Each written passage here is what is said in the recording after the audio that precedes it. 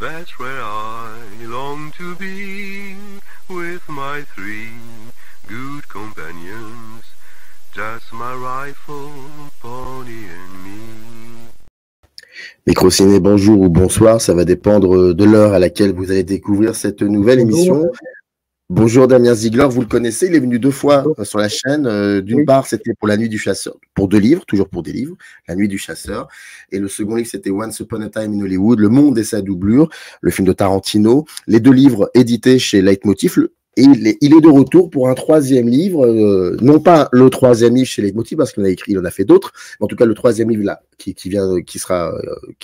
sur la chaîne, c'est sur le cinéma de Woody Allen, mais pas n'importe quelle période, c'est la période des années 2010. Et ça, c'est très important et on va en parler, toujours édité chez Leitmotiv. Je salue Jean-François Jeunet pour l'aide à apporter à la conception de cette émission. Et bien évidemment, je pose ma première question, comme d'habitude, à mon invité. Comment allez-vous ?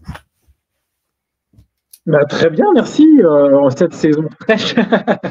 Oui, non, bien sûr, il est ravi de discuter de Woody Allen dans le contexte un peu chahuté de la sortie de son dernier film, qui, je crois, a déjà plus ou moins quitté les écrans. Parce que quand je passe devant les cinémas, j'ai pas l'impression qu'il est encore dans beaucoup d'affiches.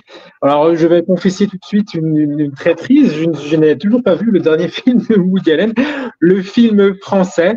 Alors, à mon corps défendant, j'ai une excuse, il ne fait pas partie du tout de la décennie visée, évidemment, hein, puisque je me suis arrêté aux années 2010, et là, mais en tout cas, c'était une très bonne nouvelle de voir que Woody Allen a encore réussi à sortir un énième film, le 50e, hein, si je ne m'abuse. Même si la critique, me semble-t-il, alors la critique, je m'en méfie, étant moi-même un peu critique, mais pas tout à fait, je suis d'abord essayiste, je jugerai sur pièce quand j'en aurai l'occasion. Ouais, c'est vrai qu'on a cette impression que Woody Allen n'est plus le cinéaste qui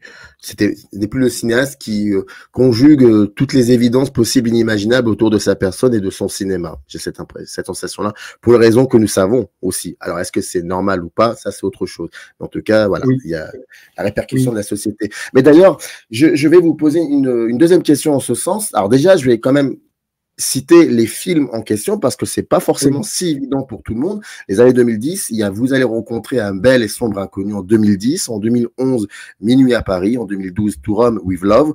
D'ailleurs, c'est le seul film de cette décennie, même on peut compter les autres, mais où il joue. C'est le seul film dans lequel il joue, Woody Allen. Ça, on va parler aussi après peut-être. Blue Jasmine en 2013, Magic in the Moonlight en 2014, en 2015, L'Homme irrationnel avec Joaquin Phoenix, Café Society en 2016, Wonder Wheel en 2017 et Un jour à New York en 2019. Quand on relate comme ça les titres de ces films, eh bien, alors ça m'a fait cet effet-là. J'avais oublié à quel point c'est quand même en fait, vous avez raison. Vous avez raison d'avoir travaillé sur cette décennie parce que il y a des pépites incroyables et je l'ai oublié ça alors que j'ai vu tous les films. Est-ce que ce que je viens de vous dire, est-ce que c'est quelque chose que vous avez déjà entendu un petit peu à droite à gauche et ce qui vous a poussé à écrire ce livre majestueux et profond autour de cette période? Merci pour le compliment. Alors non, presque personne ne le disait. Pendant mes recherches, j'ai quand même découvert des papiers enthousiastes sur les films de cette période, papiers tout à fait minoritaires, hein. Pour les citer, on peut les trouver chez Positif, qui est une revue qui est toujours défendue le Woody Allen le plus contemporain. Mais ça, voilà, c'est quelque chose dont je me suis aperçu pendant mes recherches, sachant que ce qui m'a conduit à moi à me lancer dans ce livre, c'était pas effectivement des choses que j'avais lues, c'était tout simplement quelque chose dont je m'étais aperçu tout seul comme un grand, en voyant les derniers films de Woody Allen, notamment Magic in the Moonlight, qui est un film qui me tient particulièrement à cœur. Je voyais des séquences dans ce film-là qui me paraissaient tellement grandioses. Je pense à toutes les séquences notamment tournées sur la côte. Donc la côte méditerranéenne, évidemment. Je me suis fait des réflexions quand même assez évidentes. J'avais c'était d'ailleurs assez paradoxal, puisque Woody Allen n'est pas connu pour être un cinéaste de la nature, du paysage et de la terre. Et quand vous voyez Magic and the Moonlight, vous voyez un film absolument grandiose sur la beauté du monde. Je crois d'ailleurs pas qu'on a vu beaucoup de films, notamment français, aussi beaux sur les paysages français. Voilà. La façon dont effectivement le massif de l'Esterel est filmé, alors voilà, c'est une gageure de trouver ça ailleurs. Donc, et puis, en collant bout à bout les films, je me suis effectivement rendu compte, mais il n'y a pas de point faible. Il n'y a pas du tout de point faible. Alors voilà, on peut se poser une question, un peu plus de questions parfois, surtout Rome with Love, qui est parfois un petit peu perçu comme un maillon faible. Mais bon, moi je ne le vois même pas comme ça. Je le vois un peu comme une gourmandise. Construite par un cinéaste qui s'enivre de son art et qui adore raconter des histoires qui sont parfois abracadabrantes. C'est un peu un film à sketch avec Roberto Benigni qui en fait des tonnes, pour pas dire des caisses, mais ça fonctionne quand même pas mal.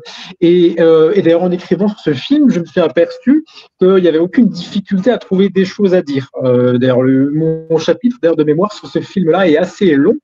Et j'ai même dû effectivement trouver,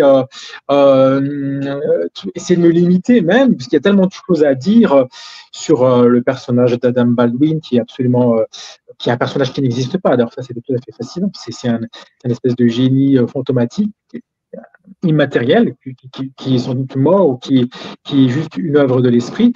Voilà. Donc, même ce maillon faible qui n'en est pas un, me permet de constater qu'on avait en face à nous, effectivement, non pas les œuvres d'un cinéaste en bout de course, en bout de souffle, qui se traînent, mais au contraire, et c'est tout l'objet de la démonstration sur quand même quelques centaines de pages, le couronnement, en apothéose d'une œuvre qui a commencé dans les années 60-70, donc ça fait quand même, ça date un petit peu. Et voilà, non, il n'est pas fatigué, au contraire, il a porté dans les années 2010 son art à son apogée. Donc c'est ça effectivement l'objet de la démonstration du livre, qui est voilà, c'est effectivement. Alors je crois, sans fausse modestie, que vous ne trouverez personne pour le dire comme ça. Par rapport à cette période, mais alors, bien évidemment, j'avais omis de dire que dans le descriptif de cette vidéo, vous avez le lien, comme d'habitude, vous cliquez dessus et vous tombez sur la page dédiée sur le site des éditions Leitmotiv pour vous procurer le livre. Mais on est obligé, bien évidemment, et vous l'avez fait dès le début du livre, de comparer avec d'autres, avec ses précédents films. Mais moi j'aimerais savoir, et vous en parlez, c'est pour ça que je vous pose la question, bien évidemment. Rien n'est dû au hasard, comme dans les films de Woody Allen, rien n'est dû au hasard, c'est ce que vous dites. Mais est-ce que le style, le fameux mot, le style, est-ce que c'est toujours le même dans les années 2010 ou il se passe quelque chose? Alors, il y a voilà, en aparté, c'est pas le plus important. C'est important, mais pas le plus important. Un aspect intéressant, c'est le virage technique ou technologique, parce que Woody Allen a commencé à faire des films en numérique. Voilà, sous l'influence de son directeur de la photographie italien, Vittorio Storaro, qui l'a poussé, alors que Woody Allen était réticent et il a clairement ses habitudes depuis des décennies. C'est effectivement, évidemment, la pellicule, un peu d'ailleurs comme Quentin Tarantino, qui a fait l'objet de mon précédent livre publié chez Leitmotiv, pour lequel il est absolument inconcevable de tourner sur format numérique. Woody Allen, l'octogénaire, lui, il a osé et ça marche très, très, très bien. Puisque effectivement, moi je trouve personnellement le travail de Vittorio Storaro absolument exemplaire, très voyant, très visible, avec les coups, je pense notamment aux couleurs pimpantes de Wonder Wheel, pour le coup un feu d'artifice de fête foraine, pour ainsi dire, avec des rouges, des verts, des jaunes, ça change tout le temps, ça clignote. Pour autant, c'est pas du bricolage, ça sert une esthétique très très léchée, très très maîtrisée. Ça c'est pour l'aspect technique, mais je pense que la plus grande le plus grand accomplissement des années 2010, c'est ce qu'on ne ressentait pas avec autant de puissance avant, sauf quelques exceptions. J'insiste là-dessus. Je pense notamment à Stardust Memories et Ombre et Brouillard, qui sont des films hors norme, absolument extraordinaires, mais qui pour le coup surplombent les décennies respectives dans lesquelles ils ont été tournés. Stade de Memories est un chef-d'œuvre absolu, et Ombre et brouillard, alors ça par contre c'est moins connu, moins couru. Moi je pense que c'est je pense même que c'est son chef-d'œuvre absolu, Ombre et brouillard. Voilà. Mais qui sont des films isolés, qu'on ne voit pas partir, qui sont des films absolument fabuleux. Mais dans les années 2010, voilà, ce qu'il va faire Woody Allen, c'est qu'il va s'approprier des leitmotifs, pour petite référence à mon éditeur, des leitmotifs qui sont un petit peu les fondamentaux du cinéma américain. C'est-à-dire un aspect très appuyé sur le symbolisme des éléments de la nature. Je pense évidemment notamment à quelque chose un élément qui m'est très cher, la plage, qui est un lieu un peu magique. On voyait déjà d'ailleurs dans Stardust Memories la plage, voilà, qui est un petit peu le territoire qui hésite entre rêve et réalité. Donc ça, c'est vraiment quelque chose de fondamental. C'est un peu, c'est ce que je dis toujours, c'est la tradition qui a été mise sur pied par Peter Abetson de d'Hathaway dans les années 30. Donc c'est très vieux. Et qui depuis hante l'imaginaire universel du cinéma américain. Ça, c'est ce que j'ai essayé de démontrer dans, pour le coup, tous mes livres, puisqu'ils sont tous, pour ainsi dire, dédiés au cinéma américain. Évidemment, les gens qui ont lu Dictionnaire Terrence Malick auront vu qu'il y a une entrée plage, que je consacre beaucoup de commentaires sur la plage dans tous les films de Terrence Malick, notamment de Tree of Life, où là, évidemment, on voit apparaître, pour ainsi dire, plus qu'elle. Mais c'est également le cas, voilà, de Intelligence artificielle, sur lequel j'ai également consacré un livre, qui est une plage de fin du monde, une plage d'apocalypse, la plage de Coney Island, voilà, qui est recouverte par les eaux. Coney Island, accessoirement, qu'on voit bien sûr aussi dans Wonder Wheel, qui est, pour ainsi dire, également un film apocalyptique. Ou Barton Fink, voilà, qui se conclut, qui débute sur une plage, puisqu'effectivement, lorsque l'écrivain Fink se rend à Los Angeles, lorsqu'il fait le voyage Broadway-Los Angeles pour écrire un scénario hollywoodien, voilà, c'est une image de plage qui symbolise l'idée du voyage, l'idée de translation spatio-temporelle. Et puis le film s'achève sur une plage de manière très très énigmatique, puisqu'on aboutit sur une plage en passant à travers une image, un poster qui est dans la chambre de l'écrivain, et sur lequel finit Fink en compagnie d'un étrange panier qui contient peut-être même une tête. C'est un peu étrange, Barton Fink. Et voilà, et Woody Allen arrive là-dessus, et il va également s'approprier la plage. Je pense plus particulièrement à Café Society, qui montre les scènes de flirt, les scènes de tromperie aussi, puisque effectivement Kristen Stewart est déjà dans des liens amoureux, et puis elle se met avec quelqu'un d'autre, et puis il y a des hésitations, et puis tout ça, ça se passe sur la plage, une plage qui est pour le coup auréolée de la même magie, de la même fascination mystérieuse que celle que l'on trouve dans les films que je viens de citer, donc Barton Fink ou les films de Spielberg ou bien les films de Malick. Et on n'attendait jamais Woody Allen là. On n'attendait pas du tout Woody Allen en train de filmer la plage, lui qui dit toujours qu'il n'aime pas la nature, qu'il n'aime pas se mouiller ses chaussures, qu'il a peur de la moindre tache de boue sur sa veste. Quand il voit un moustique, la seule chose à laquelle il pense, voilà, c'est voir s'il y a un insecticide à proximité. La nature, ça ne l'intéresse pas. Et c'est lui qui, dans les années 2010, se place, s'est piqué dans les empreintes des très grands réalisateurs qui l'ont précédé. On peut raisonnablement considérer Malick, Spielberg et les frères Cohen comme de grands réalisateurs. Donc voilà, et c'est ça. Alors ça, je pense pour le coup que c'est pas trop identifié.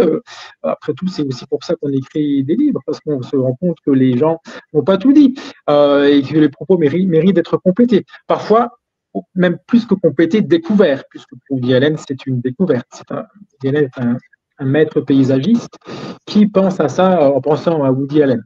Et en tout cas, ce sont les années 2010, et c'est ça le point fondamental de ma démonstration présente, ce sont les années 2010 qui nous mettent ça en pleine figure, que voilà, Woody Allen est un esthéticien de première, du paysage du Première Force. On le voit aussi évidemment dans Wonder Wheel, encore une fois, hein, avec la destruction notamment très très mystérieuse avec le petit rouquin là, qui met le feu, qui est pyromane et qui met sans arrêt le feu tout le temps partout. Et notamment, il brûle. Il y a cette scène d'incendie bizarre où il y a un petit bûcher sur la plage. Alors on a l'impression que c'est rien du tout, mais en même temps, c'est aussi le film en quelque sorte d'une fin du monde et la fin du monde qui est aussi un recommencement. Et Wonder Wheel, c'est un petit peu ça. Une roue qui tourne, donc quelque chose qui part et puis quelque chose qui revient. Et tout comme le feu, ou bien l'eau qui vient sur la plage, qui s'en retire et qui revient à nouveau. Voilà. Donc, bon, là, j'ai été très, très bavard dans l'élaboration de ma réponse, mais je pense que ça méritait qu'on s'attarde voilà, à cet aspect essentiel et fondamental de Woody Allen, qui est en fait un immense cinéaste hollywoodien. Et ça m'amuse presque de le dire, puisqu'en général, on dit toujours, mais non, Woody Allen n'est pas du tout un cinéaste hollywoodien, c'est un cinéaste européen. Il ne cite que des Européens dans ses références. Il va citer Truffaut, il va citer Bergman, il va citer Godard. Et voilà, l'objet aussi de la démonstration de mon livre, c'est regardez mieux ce qu'il montre Woody Allen dans ses films. Ce sont des choses totalement et spécifiquement et intrinsèquement et fondamentalement et universellement américaine. Et moi, je considère, voilà, pour toutes ces raisons-là, Woody Allen comme un réalisateur d'abord américain. C'est pas l'exception qui confirme la règle. L'exception, à savoir que Woody Allen, c'est un intellectuel perdu au milieu d'un îlot d'immondices, voilà, le fast-food, de l'usine à rêve, des trucs qui n'ont pas d'intérêt. Non, pas du tout. Woody Allen, c'est bien l'accomplissement de ce système-là. L'usine à rêve n'est d'ailleurs pas forcément une expression péjorative.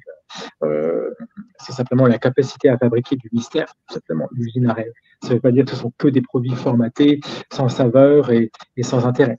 Voilà. Donc, du coup, je pensais avoir fini déjà ma réponse, et puis j'en ai encore ajouté une couche, donc je vais peut-être m'arrêter là pour vous permettre de poser d'autres questions. Mais vous n'êtes pas bavard, il y a aucun problème. Je pense que je rebondis quand vous dites universellement américain.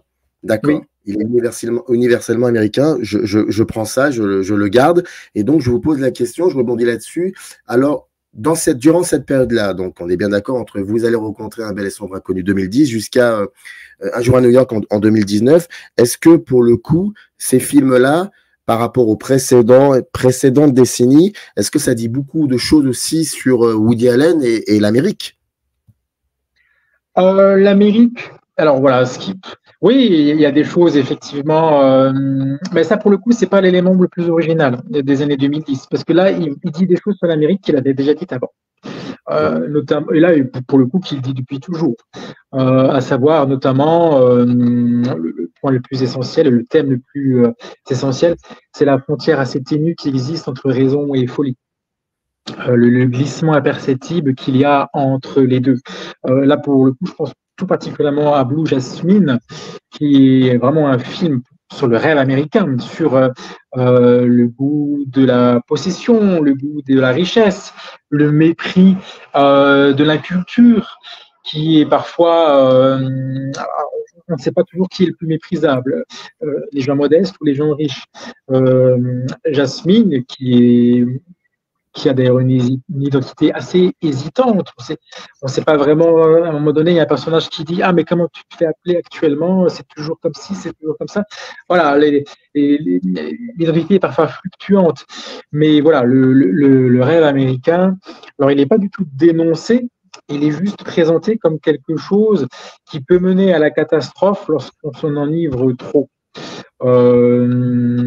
Et Jasmine est effectivement la démonstration éclatante de ça, puisque c'est quelqu'un qui franchit cette fine membrane qui sépare la raison de la folie, puisque là, nous avons véritablement affaire à une personne folle en bout de course. On voit clairement quelqu'un dont la raison s'est totalement plus qu'effritée, mais délabrée et qui n'existe plus. Parce que voilà, elle a tellement caressé, elle a tellement voulu posséder un rêve, que ce rêve-là, finalement, s'est échappée parce qu'elle est allée trop loin. Peut-être qu'elle est allée trop loin parce elle n'a pas vu que ce qu'elle cherchait était à ses pieds. Alors, elle le cherchait toujours ailleurs. Voilà pourquoi est-ce qu'elle méprise, par exemple, dans le film, sa sœur, son beau-frère, qui a des manières un peu plouques, sa sœur qui a des manières d'ailleurs tout aussi plouques, alors que elle se prélasse, elle s'enivre de raffinement, de vêtements et de sacs de marques de luxe. Mais en même temps, ça ne veut plus rien dire, puisque elle croit parler du réel, mais elle parle simplement de chimère, et au point qu'elle va d'ailleurs évidemment détruire toute sa famille, dont son mari, qui se suicide quand même accessoirement en prison. Donc voilà, mais Blue Jasmine, c'est pas quelque chose d'inédit. On le voyait déjà dans Match Point.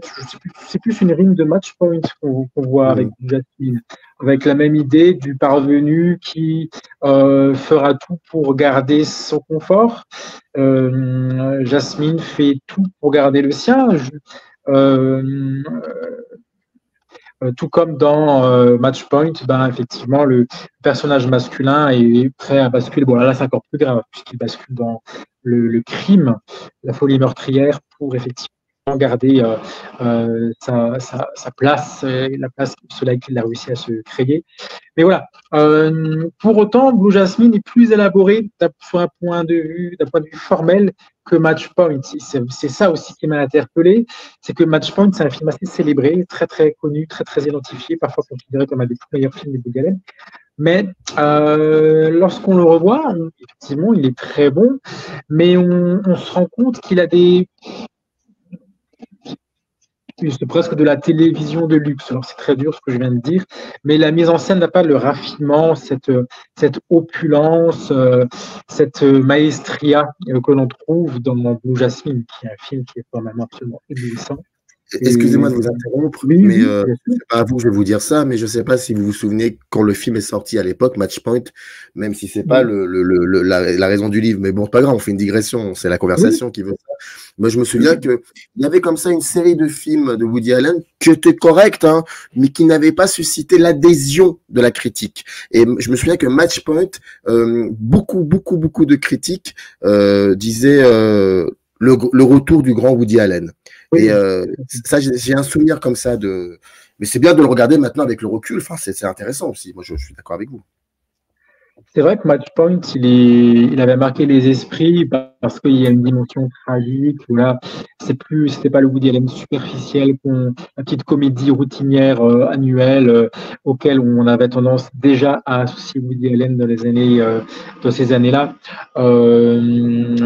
Mais oui, non, c'est vrai que Match Point, c'est un film qui a des meilleurs de sa période-là, mais qui n'a pas cette profondeur. Par exemple, Blue Jasmine forme une magnifique rime, toujours pour parler de l'eau, du rivage, de la plage, une magnifique rime avec Vertigo d'Alfred Hitchcock, où on voit les scènes où les amoureux contemplent la baie de San Francisco, qui est une contemplation, mais en même temps une contemplation un peu mortifère et morbide, puisqu'on sait que la baie de San Francisco et le fameux pont sont associés chez Hitchcock à l'idée de la mort et du suicide. Et là, on n'en est pas loin du tout. Donc là encore, voilà, c'est toujours pareil. Hitchcock, il était anglais, mais il a fait des films qui étaient tous fondamentalement américains, qui sont nourris par cet imaginaire américain, l'imaginaire des éléments naturels, l'imaginaire de l'eau, du gouffre, du suicide, voilà. Et Blue Jasmine, effectivement, il est tout à fait dans cette veine-là. C'est une tragédie, tout comme pouvait l'être Match Point, mais avec une esthétique, un raffinement, qui évoque le souvenir et la mémoire des meilleurs maîtres, des plus grands maîtres hollywoodiens, et dont faisait évidemment partie Alfred Hitchcock. Entre vous allez rencontrer jusqu'à un jour à New York, comment, selon vous, Woody Allen filme les individus? Alors, les individus, ils les filment comme des gens souvent perdus. Mhm. Si on voit le premier film de la décennie, donc le Sombre Inconnu, il se finit un peu comme Jasmine d'ailleurs, par une femme qui fait presque un peu rire, c'est la mère de famille qui commence à ne prendre ses décisions de la vie quotidienne qu'après avoir consulté des oracles, ou bien regardé le mar de café, ou bien tiré les cartes. Voilà, ça c'est le début de la décennie. Et la fin de la décennie, pour le coup, qu'est-ce que c'est? C'est Elephanine qui rigole aux éclats dans. C'est un personnage tout à fait fascinant parce qu'il est déjà elle joue de manière sidérante, elle joue très très très très bien dans ce film, et qui rit aux éclats en parlant des grands artistes américains qui se sont tirés une balle de la tête. Marc Rothko, par exemple, dont on peut voir d'ailleurs l'éblouissant travail à la Fondation Louis Vuitton en ce moment, donc je recommande. Moi aussi, je fais une digression, mais c'est amusant que Rothko est cité dans le film de la décennie. Alors, voilà. Pourquoi? Et donc finalement, la décennie se finit comme elle a commencé, c'est-à-dire en montrant des gens un peu foufous qui rigolent de la mort, parce que finalement, la mort, qu'est-ce que vous voulez en faire? Si vous allez en pleurer, elle sera 2 fois pire. Elle est déjà assez mauvaise comme ça. Et c'est pas la peine d'aggraver le cas de quelque chose qui est déjà extrêmement grave et définitif. Elle est pour le coup assez définitive. Donc voilà, Woody Allen préfère toujours. Alors, c'est pas superficiel, au contraire, c'est très profond. Rajouter un brin de comédie, un brin d'éclat de rire. C'est ce que j'ai. C'est la conclusion du livre, pour ainsi dire, puisque je parle de la tragédie ensoleillée, par référence J'allais évidemment. vous poser la question Oui, là-dessus. J'allais oui, vous dire, c'est ça. parlez-nous de ce chapitre important aussi. C'est Mais bon, ça. voilà. Oui, il permet de comprendre tout, puisqu'effectivement, la tragédie ensoleillée, donc référence au mélange de l'apollinien et du dionysiaque Nietzsche, Nietzsche qui c'est pas juste de la féerie, de la prétention que de balancer Nietzsche. Nietzsche, il est cité par Woody Allen, il est cité dans Magic in the Moonlight. Woody Allen a lu Nietzsche, d'ailleurs, il en parle souvent en interview aux presse. Donc voilà, le mélange de l'apollinien et du dionysiaque, de la pureté et du chaos, donc de la mort et de la vie, c'est-à-dire comme des choses qui sont liées, qui sont interpénétrées, qu'il n'y a pas de parois étanches qui séparent les deux. Et c'est effectivement le monde de Carmen, effectivement, Carmen, on connaît surtout maintenant par l'opéra national Cocorico français, le chef-d'œuvre de Bizet. Euh, mais moi, je parle plus du film de préliminaire pour le coup, puisque j'ai écrit un livre Mm. sur le cinéma, puisque Carmen Jones est une égoïssante, et ça manifestement pas encore assez, enfin, méconnue, plus personne ne connaît Carmen Jones de préliminaire, mais c'est une fabuleuse appropriation, interprétation de cette histoire tragique, mais une histoire fascinante, puisqu'effectivement, dans Carmen, les personnages redoutent la mort, mais n'hésitent pas à aller au-devant d'elle, tout en dansant, tout en chantant. Ça peut paraître surprenant, mais c'est ce qui fascine Woody Allen. C'est ce qui fascinait déjà Nietzsche, qui aimait Carmen, parce que contrairement à l'esthétique wagnérienne un peu plus lourde et pompeuse, il y avait chez Bizet du soleil et de la danse, des petites chansonnettes comme ça, des mélodies entêtantes qui, qui sont superposées, des choses très tragiques, mais ça se concilie très bien. Et Woody Allen, pourquoi est-il un grand maître, et tout particulièrement dans les années 2010?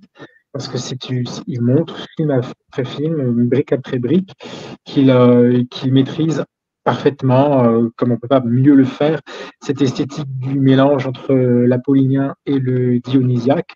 Quelque chose, on ne sait plus ce qui est vraiment apollinien et ce qui est véritablement dionysiaque. On est tout le temps dans les deux en même temps. Et ça, c'est quelque chose sur lequel je n'insisterai jamais assez.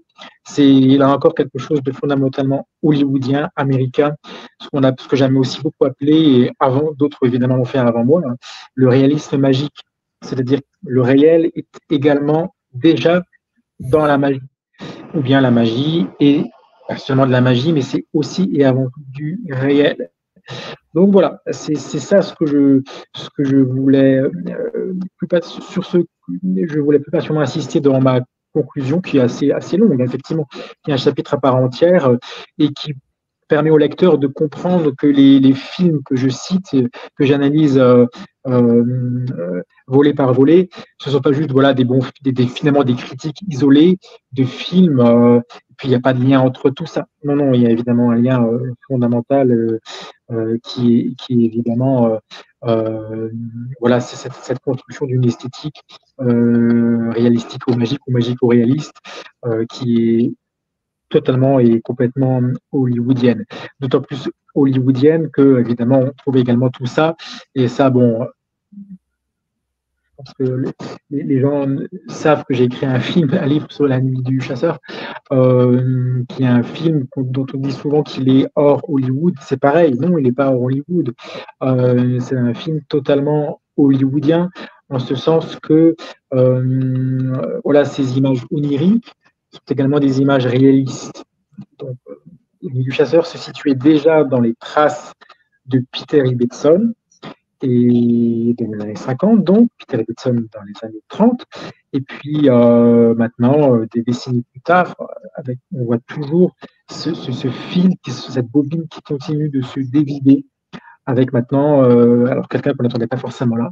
Et finalement, Woody Allen, il pourrait avoir quelques liens avec Charles Laughton, c'est-à-dire quelqu'un d'assez brillant, éloquent, acteur intéressant, fascinant à regarder, mais qu'on ne voit pas forcément comme un maître esthéticien. Laughton n'a pas été perçu au début, forcément il n'était pas réalisateur, comme un esthète de premier force, et puis il a fait un seul film, et puis on a vu quelque chose d'esthétiquement